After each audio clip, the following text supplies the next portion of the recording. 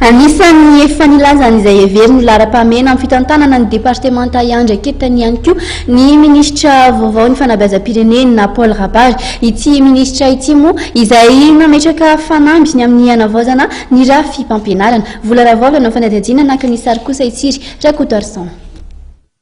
Anisan'ny laharam-pahamehana andriamatoa Paul Rabary, ministra vaovao misahana amin'ny Fanabeazam-pirenena, fanatsarana ny raha-fampianarana sy ny momba ny mpampianatra framina araka ny nambarany maly tao anatin'ny lanonana nanambarana tamin'ny fomba ofisialy ny mpikambana ao anatin'ny departemanta Roger. Fanatsarana izay nambara ministra ny Fanabeazam-pirenena fa hojerena miaraka amin'ny teknisian'ny ministera.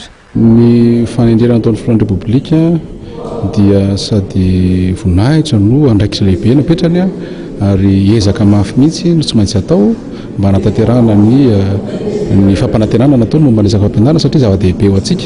Tadio tsara fa ny fampianarana ihany sy ny fianarana ihany lova tsara indrindra afaka apetrakantsika amin'ny taranaka fanamandimby ka mino sy manantena fa afaka hitondra n'izany hery vaovao anivon'ny fampianarana izany ny ainga vaovao fomba fijery vaovao. Ny zavatra tiako tsypiana ihany koa dia hoe tapitra hatreo ny kabraraka anivon'ny ministera fampianarana ary iarahana mijery miaraka amin'ny mpiasa rehetra zany hoe taiza nisy lesoka aizany fomba manatsara anazy fa maro ny zavatra tarianany olona amin'ny ministera fampianarana io ary mpiasa ny voalohany tariana amin'izany ka zany kabraraka zany dia ho tapitra hatreo ary dia iarahana mitantana miaraka amin'izareo ministera fa tsy hoe zarery ny tantana ministera io fa ny mpiasa rehetra anatin'ny ministera dia iarahitantana amin'ny tenako amin'ny ny ekipa rehetra izay efa nijerijerevana sy nanontaniana. Ny foiezaka tanterahan'ny ministera dia ny fanomanana amin'ny fanadinana ary ny fanomanana amin'ny fidirana amin'ny taom-pianarana 4/2024. Raha ny fanazavana ny tenandriamatoa Paul Rabary dia anisan'ny ezaka ho toto-saina ny zava-nisy tamin'ny fitondrana teo aloha ny tetezamita. Isy ny ezaka mivaingana toto-sain'ny ministera Fanabeazam-pirenena hitanana mihavanana ny fampidirany ray aman-dreny ny zanany any an-tsekoly.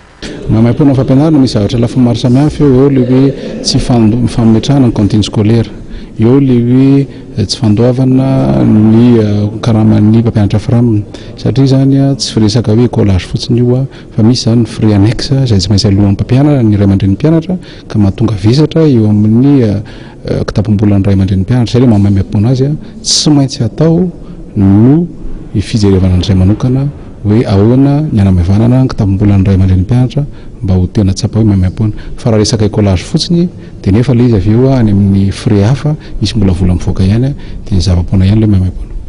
Arak'izany dia fiovana ao anatin'ny foiezaka sy lavitrezaka no nampanantenan'ny ministra ny Fanabeazam-pirenena vaovao Paul Rabary entina hanatsarana ny raha-fampianarana eto amintsika.